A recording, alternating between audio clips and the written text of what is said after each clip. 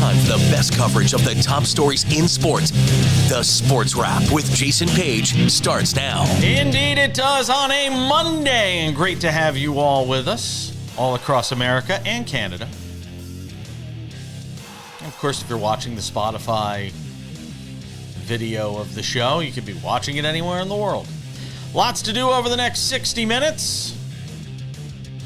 How's your Super Bowl hangover? May I just say, I just want to say this right off the bat, and I'll get into it more in odds and ends. Worst sports, I don't do hyperbole. I don't go crazy, worst ever, all that. This might have been the worst sports weekend of my life. I just want to put that out there for everybody. The return of Sam Yarnell, refreshed and relaxed after a week in New Orleans at the Super Bowl. His liver, maybe not so much.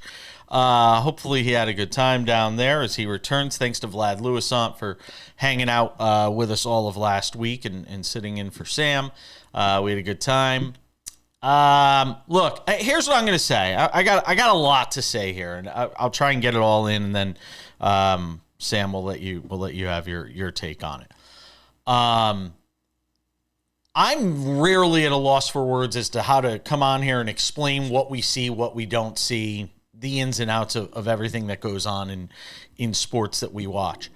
That last night was as perplexing a result of any sporting event that I could ever recall, with all the build-up or non-build-up leading into it, depending on how you talk about it.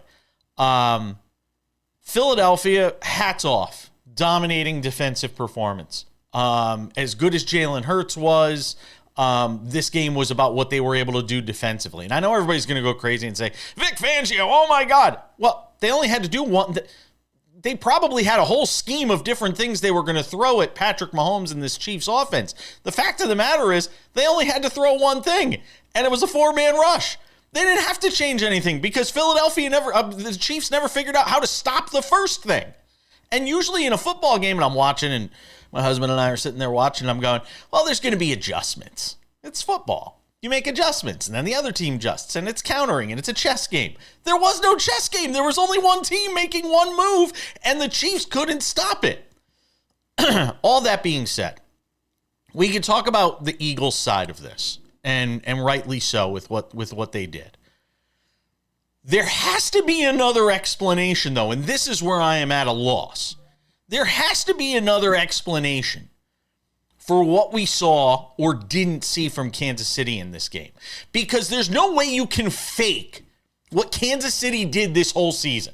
You are what your record says you are, especially when it's that good a record. It's not like a team that barely got hot late in the postseason, makes a run, and then gets their doors blown off in the championship. This wasn't that.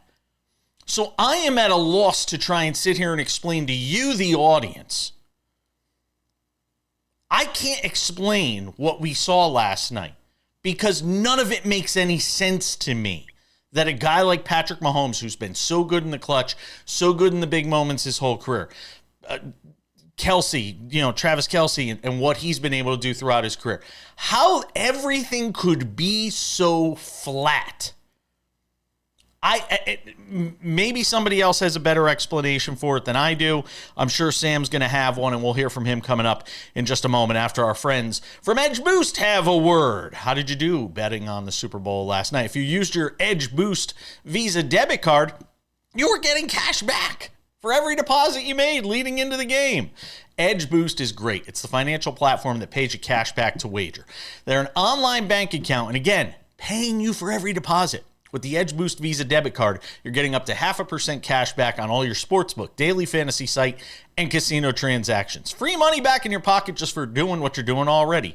This is a no-brainer. Plus, your Edge Boost debit card starts with a $250,000 daily limit, and it'll never be declined for gambling activity. They've got built-in tools to help you stay responsible, and there's absolutely no hidden fees or minimum required balances. So stop leaving money on the table. Visit edgeboost.bet to learn more and sign up today. That's edgeboost.bet, or just scan the QR code, and when you go to sign up for Edge Boost, use my promo code WRAP, W-R-A-P. That's W-R-A-P in the promo code box, and get a free upgrade to your account with Edge Boost. All right, Sam Yarnell, what do you got for me? Well, you're right, Jason. Credit to the Philadelphia Eagles. That defensive performance yesterday was truly dominating. And quite frankly, Vic Fangio is going to find himself back in a head coaching role sooner rather than later when you look at the pieces he used to construct that defensive monstrosity that is the Philadelphia Eagles. Zach Bond was a practice squad linebacker last year, led the Eagles in tackles yesterday. Cooper DeJean with the huge pick six, a rookie coming into that system. Quinyon Mitchell, one of the best cornerbacks in the league this year, also a rookie coming into that system. Truly cannot say enough good things about what Vic Fangio has done with that Philadelphia Eagles defense. They are truly, truly a juggernaut, and you saw that against the Chiefs yesterday. I will say this. I think as a Bills fan and having seen what the Bills just did 2 weeks ago makes it a little bit easier for me to comprehend what happened to the Chiefs. Patrick Mahomes played one of the worst games of his career, and definitely the worst game in the playoffs of his career yesterday in the Super Bowl. It happened to come with the light shining the brightest on the biggest stage. And listen, there's part of me that wants to say, when you get to these things as often as this guy does, we ought to give him an excuse for having one clunker out of 5 chances. But then the other part of me says, well, we as a football community did just come off of seeing the, now I think we can safely say, greatest quarterback of all time doing this over and over and over again. And when the Chiefs were down 28-0 at halftime, what did you see all across NFL Twitter, Jason Page? It was a ton of references to Tom Brady and the 28-3 thing, and everyone saying, well, now is Patrick Mahomes' time to shine. What happened in the second half? Not quite that, because even if the Eagles didn't score in the second half, the Chiefs still wouldn't have beaten them. So it is unfortunate that this has to come in this moment for Patrick Mahomes and be as detrimental to his legacy as it quite frankly is going to be. But at the end of the day, again, my biggest takeaway from this is that Vic Fangio is going to be a head coach in the NFL really, really soon. He's not a kid, though. He's kind of old. Vic Fangio's not young. Neither is Pete Carroll. I get it. But Pete Carroll's won a Super Bowl. There's some pedigree there. I'm just saying. I don't know if it'll be because it's not going to be in this cycle. And then by next year, who knows? By this time next year, you never know. On the Mahomes legacy thing, and we'll get into this more coming up in about 20 minutes. On the legacy thing, though, that I think is interesting, Patrick Mahomes still has time to write the legacy. Granted, Tom Brady never had any clunkers like this, but Mahomes still has time to sort of write what that legacy is going to look like. I agree. We're coming back. Bill Bender next. All right, let's take it to segment 2 on this Sunday. Wow. Monday edition of Sports Wrap. I'm going to say it. The guys are here. Bill Bender, Sporting News, does a great job on football. Sam Yarnell is back after a week in New Orleans. Can I also just say this, Bill?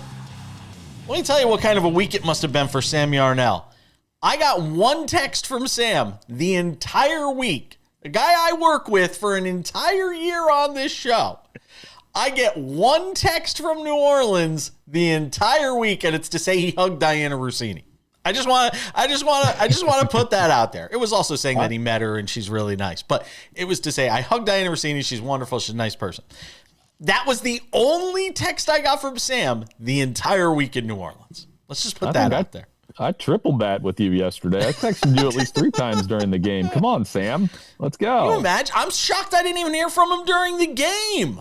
Even during the game, I didn't hear from him. All right, listen, I didn't know what side of the game you were on, Jason, and that game was so ugly, and we now know what side you were on. Probably a good thing I didn't text you during the game.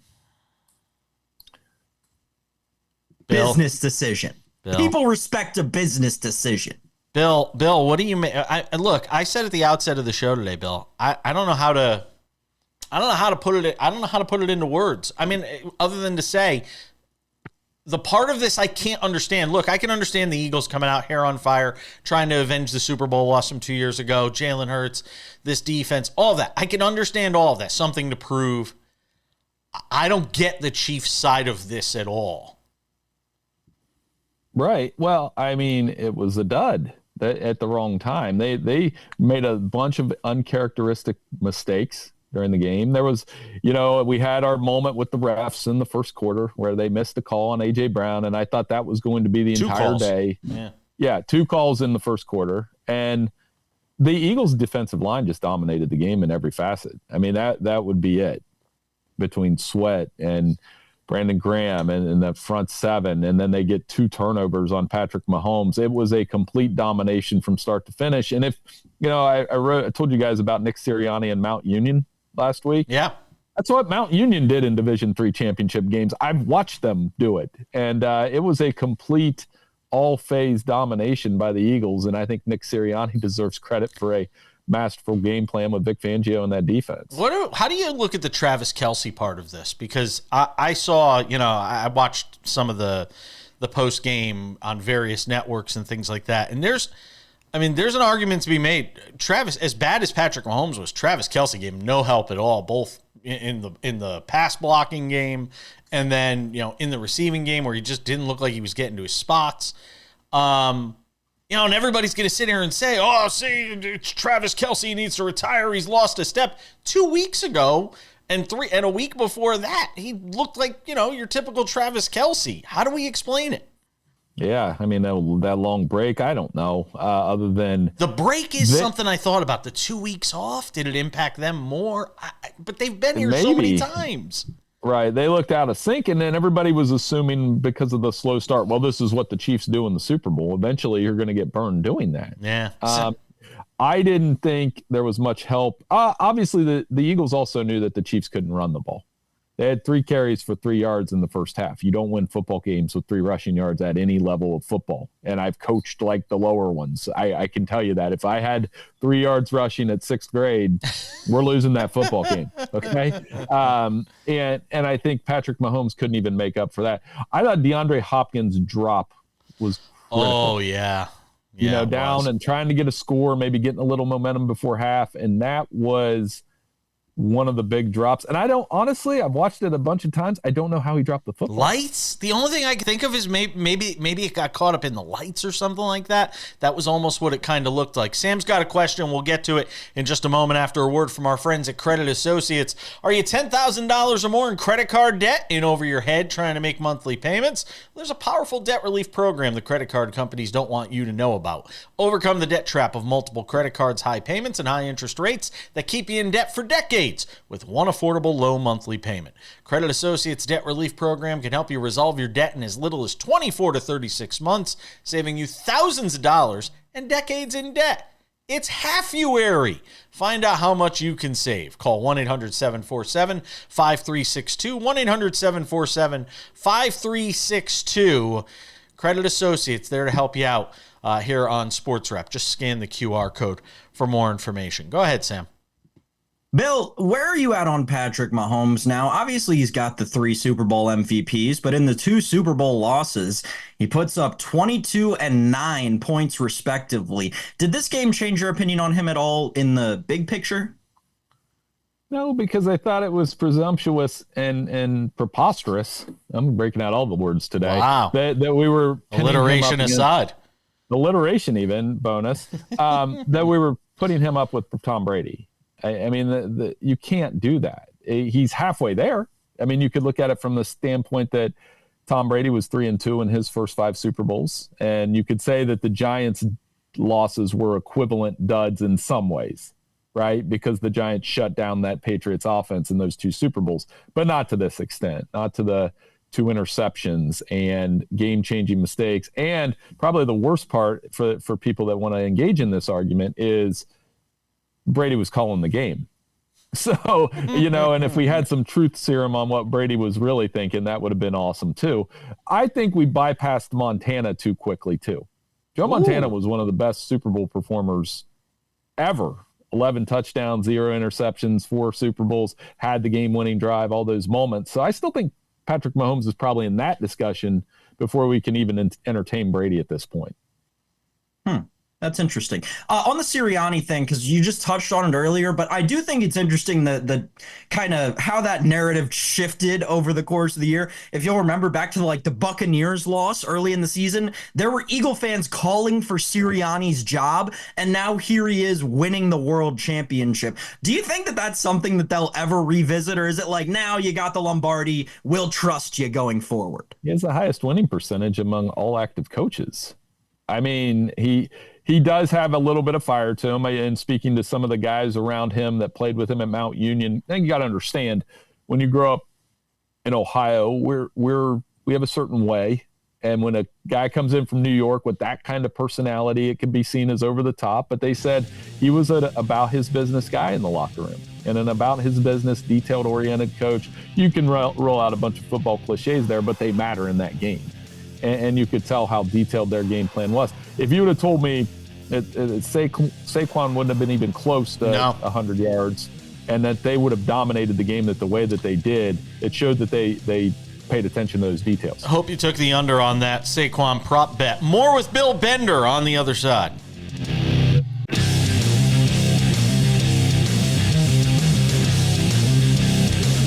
Rolling along on this Monday edition of Sports Wrap. Coming up in 10 minutes, what do we think of the halftime show? I have some things to say. Might make some people uncomfortable, but that's okay. We like that. We're good for that. Bill Bender hangs out with us on Mondays on the show. Bill, I'm going to be happy to inform you, by the way, barring something unforeseen, you are relieved of duty after this week for a little while. You get a break. We can take a couple week break, but I would like to check in some as we get into March and April and the draft. I love this Monday segment. Sam, we can check in. What's that reaction? We got to talk college Jason, we just found out that Bill Bender is a college basketball insider. We got to talk college rack with our guy. Come on. They got you writing about college basketball too, Bill? Yeah, I'm right into bracketology now. I've got my crash course. I've done that for about 5 or 6 years with us, Sporting News. I do our field of 68 for men, and last year I did women. So we'll probably bring that back as well. Hey, I don't know if you want to say it that way. I don't know if you want to say I did women on television. Oh yeah, can we back that off a little bit? All right, okay. We did the women. Right. Got it. Okay. Point taken. Just thinking about how it came off. That's all. Yeah. No, we did the women's bracketology. Clay Travis would have appreciated you saying it that way. Not so much on this show. I'm just. Fair enough. But point being, yeah, we're in tune with both, and we're sorting out all these SEC 1 seeds right now as we speak. Sam, what the hell was that? What was that? That was me putting up a jumper, Jason. What are you doing? Are you shooting at a 14-foot hoop? Madness. Oh, God, yeah. Conference tournaments are like 4 weeks away. Let's do this. Oh, how good was that St. John's UConn game the other night, by the way? Just part of the worst sports weekend ever. So good, I watched it, and it was basketball. You cover a lot of college football, though, too, Bill. So I want to bring it back to Jalen Hurts here for a second, who a lot of us forget. And I had this epiphany right before kickoff on Sunday night. I had this epiphany of people forget. In that Super Bowl 2 years ago, he played at an MVP caliber level. He would have been the Super Bowl MVP had things not gone differently late in that game. So to see him come out here and play the way he did, with the 1 interception aside, it shouldn't be that shocking to anybody, should it? No, and it also dawned on me, I was at the game where as a freshman quarterback at Alabama, he nearly won a national championship. He had a game-winning drive. Clemson answered with Deshaun Watson. Obviously, his career in college, I was at the moments, right? I was at that game, and then I was at the game where Tua replaced him at halftime and changed the trajectory of his career. He had the comeback. Yeah. He just had so many moments. I am very happy for Jalen Hurts because as far as press conferences go, you're dealing with a guy that was very quiet, very reserved. I don't know that he necessarily liked press conferences, but he handles them, right? And he does it in a polite fashion. What a journey for him. And he played lights out again, Jason. You're right. Like, you look at his 2 Super Bowl performances, there can be no gripes other than maybe one pass where he got hit and there was an interception early in the game. He was flawless after that. Bill, with the narrative around obviously two greats from college football playing in that Super Bowl yesterday on the winning side between Jalen Hurts and Devontae Smith, does the narrative, specifically with the Smith thing, does the narrative sort of change with regard to Alabama players? Obviously, him being, I believe, the first Alabama receiver to catch a touchdown in the Super Bowl. Do you think within kind of the football community and within recruits and guys coming up through the ranks, there's sort of been a mentality change toward going to Alabama to be a wide receiver?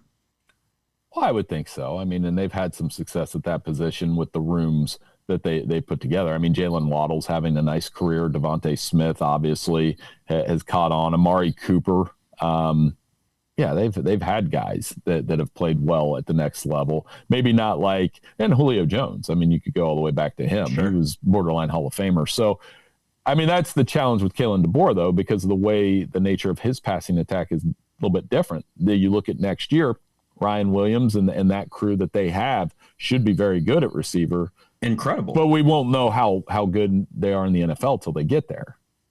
Yeah, very true. By the way, Hurts, fourth Alabama QB to win a Super Bowl. Bart Starr, Ken Stabler, and some guy named Joe Namath. May have heard of him. That's not bad company. That is not bad company to be in, Bill. No, and you know, obviously he played at Oklahoma as well, so Lincoln Riley gets to claim him too. And as we get into the Super Bowls from now on, it's like so many of these guys transfer. You don't know which school they are going to claim them. But a very strong statement for Alabama, very strong statement for Georgia, because a lot of those guys on that defense were flying around last night making plays from that old Bulldogs defense with Kirby Smart. Yeah, it's very true. Yeah, go ahead, Sam. I was just going to say Greg McElroy walked so that Jalen Hurts could run. Bill, Xavier Worthy over the last 2 weeks was an incredibly important part of that Chiefs offense. Do you think that he's going to be their wide receiver one next year, even with Rashee Rice back? Probably, yeah. And he had a really nice game. And, you know, there was some – the supporting cast on offense wasn't enough last night. Not with Kelsey playing the way that Jason mentioned, not with not being able to run the football, but Xavier Worthy was a bright spot, a first-round pick that they got right, had a huge game, made a couple nice catches. The rest of the receivers struggled. And when they get Rice back, everybody's wondering, okay, where did the Chiefs go from here? Yes, they're still going to compete in the AFC. But this is that moment where, okay, you finally got knocked out. How do you respond? And I think each year for them to get to the Super Bowl is going to be more and more difficult, especially with the other good teams and good quarterbacks in the AFC. Well, what about the Eagles then?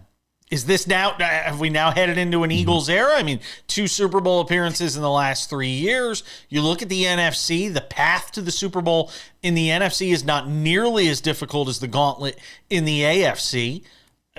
Could we be looking at a prolonged run with this group when you consider, you know, Barkley in the prime of his career, Hurts still young and coming off of a Super Bowl, what that does for him, Brown, you know, Devontae Smith. I mean, obviously what this defense just did, is there any reason to believe that this is a one and done sort of situation?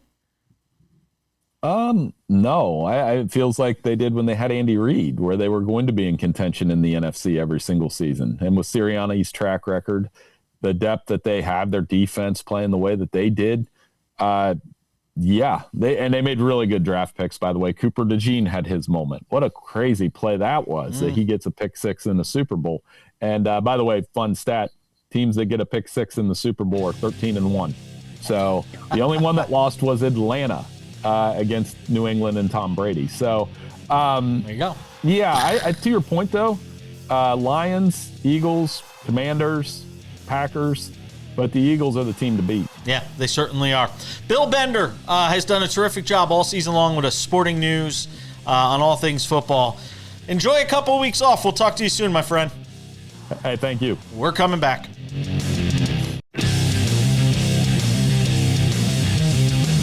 Coming up in 10 minutes, something other than football. Something to consider. But we got one more to talk about the Super Bowl here.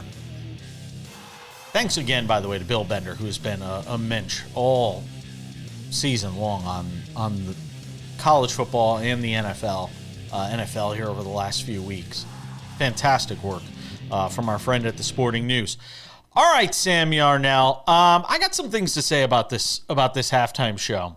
and the broadcast in general. As much as the banner reads about the halftime show, I think it's just as much about the overall broadcast, the commercials, everything as well. So I'm going to spend a few minutes on that here.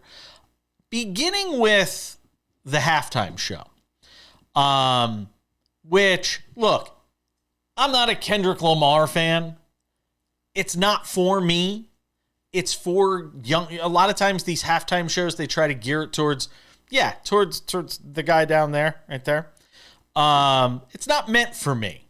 So I say this all the time to people, some things we do on this show, if I had it my way, I'd talk about baseball 365 days a year and David Ardsma would be the co-host. No offense, Sam, I love you.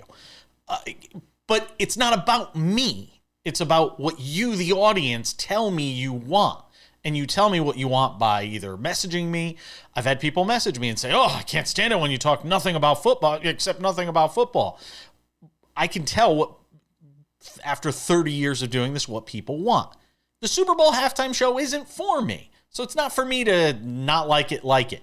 Also, let's understand that these halftime shows are viewed a lot of times through the prism of sometimes white America, sometimes black America, sometimes Hispanic America, whatever it may be. So where you sit and who you are is going to dictate how this halftime show resonated with you. I will not credit myself and say this is an original thought for me, because it was my husband sitting next to me who pointed it out, who's very in tune with pop culture and things like that, and very worldly. He said, this halftime show was about white discomfort. And that is exactly what it was meant to be.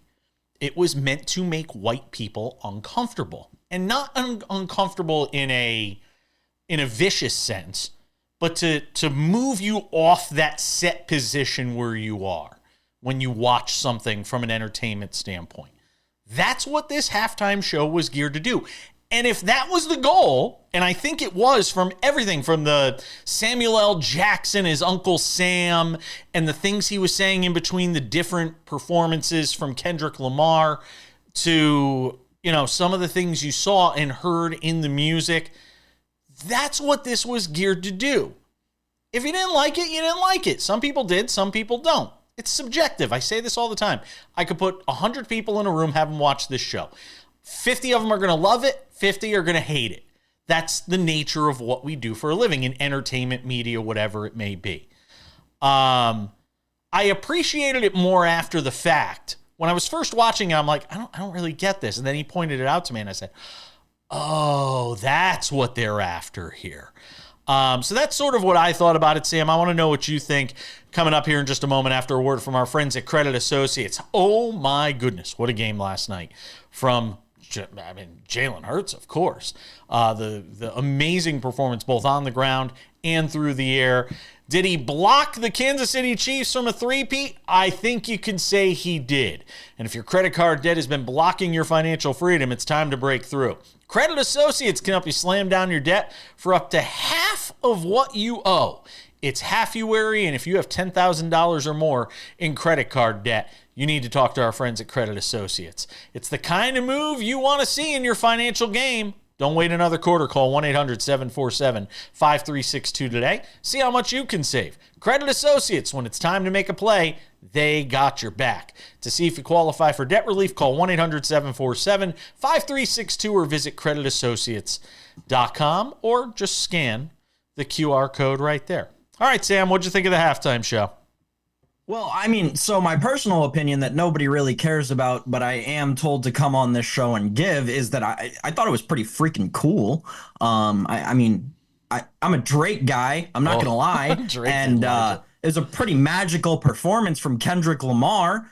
That was my main takeaway in the moment. Obviously, then I read all the stuff on social media, which, I still, quite frankly, just think I'm not smart enough to get. But that just could be a fact of life, and we'll move on. I didn't have any real problem with it. I also am one of the, I guess, rare, maybe, viewers of the Super Bowl who, really never watches a ton of the halftime show. I'm usually getting ready for the second half of the actual football game and figuring out what else I want to bet on. So, yeah. I thought it was cool. I thought Serena Williams crip walking in the corner was awesome. That was great. That's kind of all I got for you on the halftime show. I thought the commercials were great. I thought there were some laugh out loud, funny moments. Can I just go after Clay Travis for a second? Can we talk about white male fragility for just a moment? Clay Travis went nuts on social media last night about the flag football commercial. Because NFL's trying to help get flag football made into a varsity sport for girls in high school. And Clay Travis lost his mind because they had a Brad in the commercial that kind of got schooled by the female flag football player. And it was just this, why do they have to vilify men and men are so? Yes, because Clay Travis, the most absolutely persecuted group in all of America, are white males. I mean, my God, Snowflake, party of one, your table's now ready, dude. I mean, come on, seriously? I thought the commercials were great, though. I thought the broadcast was okay. The score bug sucks. Oh, the thank score you. bug is horrible. Sam, we It's are terrible. on the same. I Oh, hate it. retire that score bug. Oh, it was awful. I so agree. Very good. Very good. Something to consider is right around the corner. Don't go anywhere.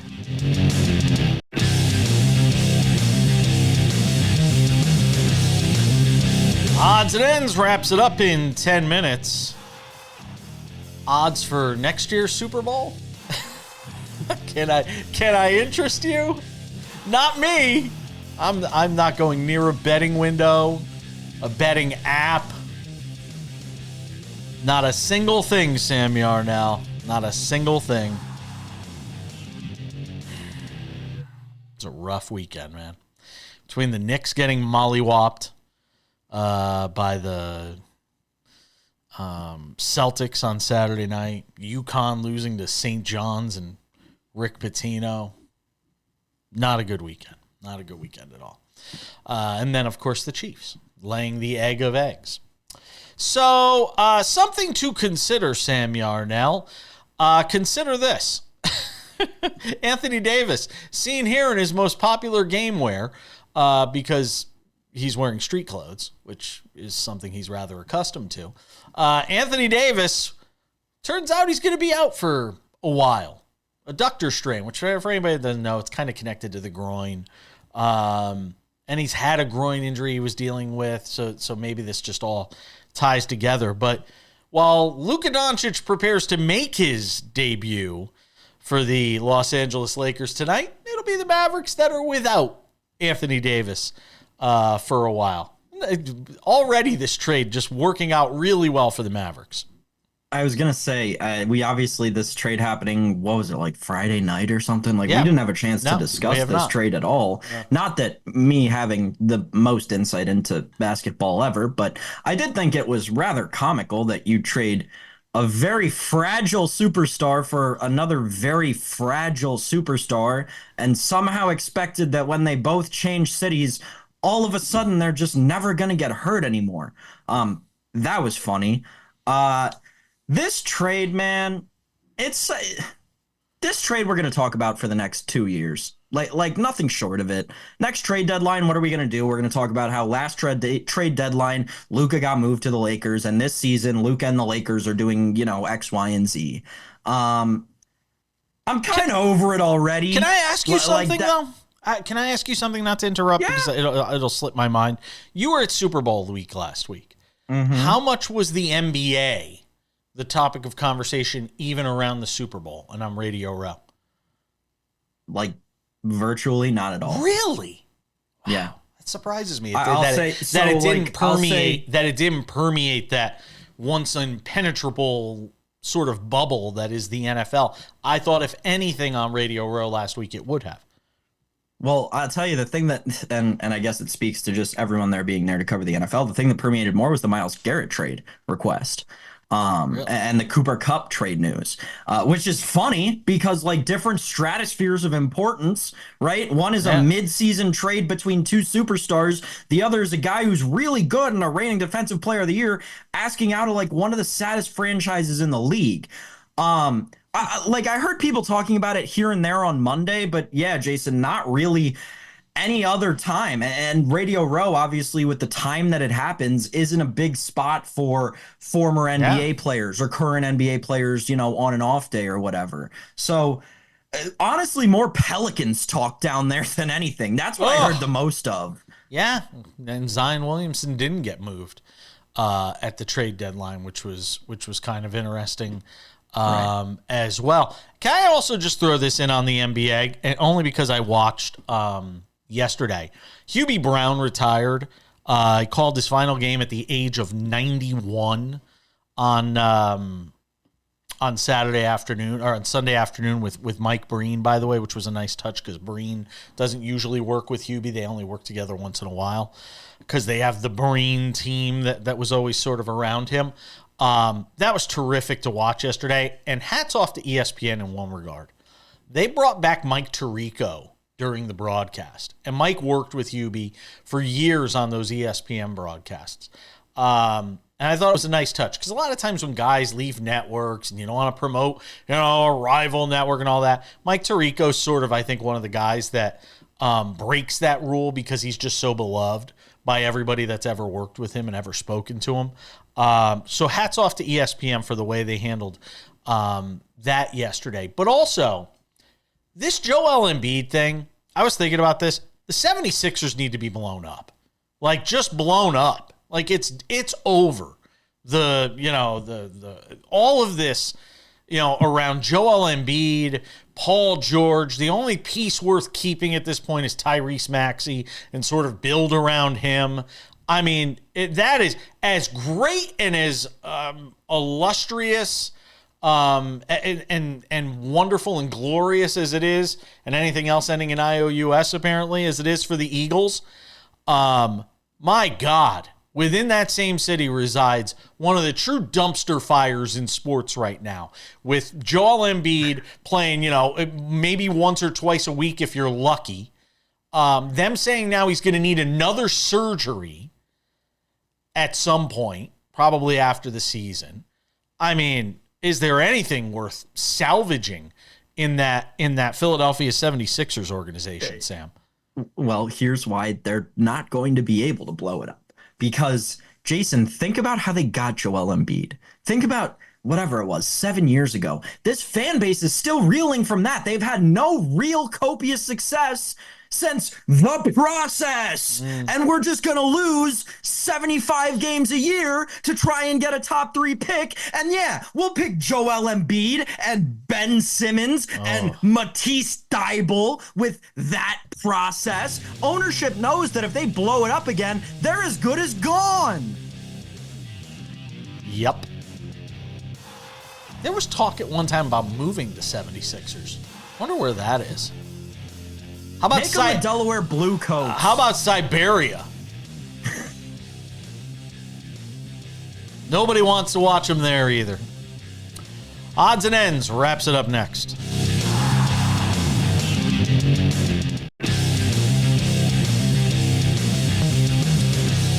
It's just about time to put the wraps on this baby for a Monday.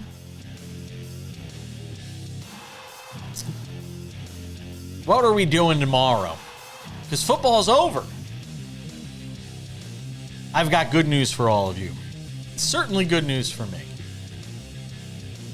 Pitchers and catchers report for spring training this week. I need something to be excited about in this show because everything in it so far is something that did not go my way. So I got to get excited for pitchers and catchers. Maybe David Ardsma will drop by, our MLB reliever who hangs out on the show as well. All right. The Sports Wrap with Jason Page podcast available on all your favorite podcasting platforms, including Spotify, YouTube Podcasts, Apple Podcasts, iHeartRadio, TuneIn, Odyssey, Amazon, you name it. If we're on a podcasting platform, we're on all of them. Without any further delay, Sam Yarnell, time for some odds and ends. presented by our friends at Edge Boost. Always about trying to take my sports betting game to the next level. That's why I'm pumped to tell you about Edge Boost, the financial platform paying you cash back to wager. Edge Boost is an online bank account that pays you for every deposit. With the Edge Boost Visa debit card, you're getting up to 0.5% cash back on all your sportsbook, daily fantasy site, and casino transactions. Free money back in your pocket just for doing what you're doing already. This is a no-brainer, folks. Plus, your Edge Boost debit card starts with a $250,000 daily limit. That is unprecedented, and it'll never be declined for gambling activity. They got built-in tools to help you stay responsible, and there's absolutely no hidden fees or minimum required balances. Stop leaving money on the table. Visit edgeboost.bet to learn more and sign up today with edgeboost.bet. Better yet, just scan the QR code right there. And when you do, use my promo code WRAP, W-R-A-P. That's WRAP, W-R-A-P, and you'll get a free upgrade to your account when you sign up. And sign up only takes like 2 to 3 minutes max. It's easy to do with our friends at Edge Boost. Sam Yarnell. I was scanning the QR code. There you go. See? At least you scanned it and didn't click it. Thomas Dietrich, your winner at the Waste Management Championship. How about this? A little bit of nugget for you. First PGA Tour winner ever from Belgium. Yep. Mm-hmm. How about that? Could have told you that was coming. Who knew they had golf there? I know. Right? Belgium. It's like that country's like this big. That country's smaller itself than a golf course is. What are we doing here? Apologies to our Belgium audience. The comments of Sam Yarnell do not reflect. Well, actually they do. So I can't even take credit for that. So kudos. You want to hear something though? Please. The best Jason Page, I tell you this right now, in good faith, the best French fries you will ever have in Belgium. Really? And also, did you see Emiliano Grillo? That was crazy. Best shot of the Slam weekend, dunk. and he barely made the cut. Yep. Slam dunked one. By the way, congrats to Michael Kim, who finished T2 in this event. He's very prominent on social media, writes a lot of good stuff about life on the PGA Tour. Good follow, Michael Kim. But 7 shots back, Dietrich ran away with this thing. Ran away with it. Yeah, he certainly did. $1.7 million. Congratulations to LIV golfers, if you haven't heard. They have been given a path to qualification to the Open Championship. The U.S. Open and the USGA has done the same thing.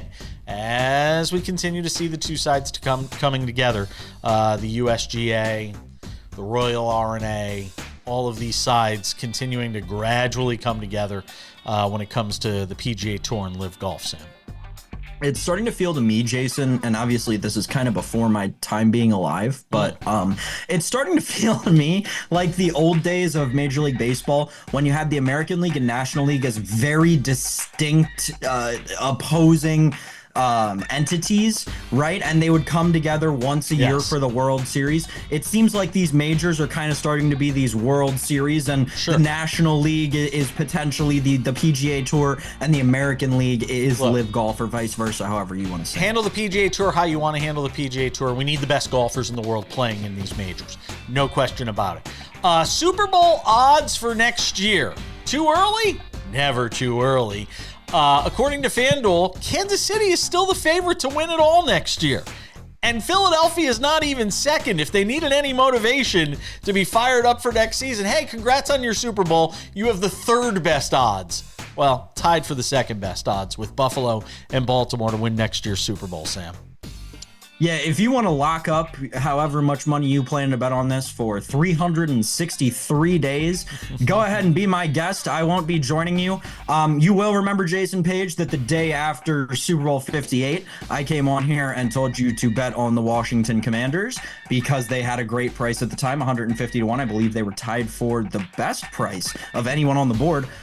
So we'll stay along that line, right? I'm gonna go with let's look a little harder here. Don't like that very much. Oh, they caught up to me with these prices. Who knows? I'll give you gosh, one. the prices are awful. How about the Steelers at 75-1? No, terrible. The Bears at 38-1, maybe, but that price is way too short. I wanted like 100-1 on the Bears. That I'd go for. 150-1 on the Saints. I could see that. Oh, God. I don't know. I'm not locking up my money for 363 days. No. I'd just tell you to give it to me if you're going to do that, but I'll probably just lose it at a craps table or betting the Knicks to beat the Celtics. What are you doing? Does it for us. Thanks to Bill Bender. Good to see you, Sam. We'll see you back here tomorrow.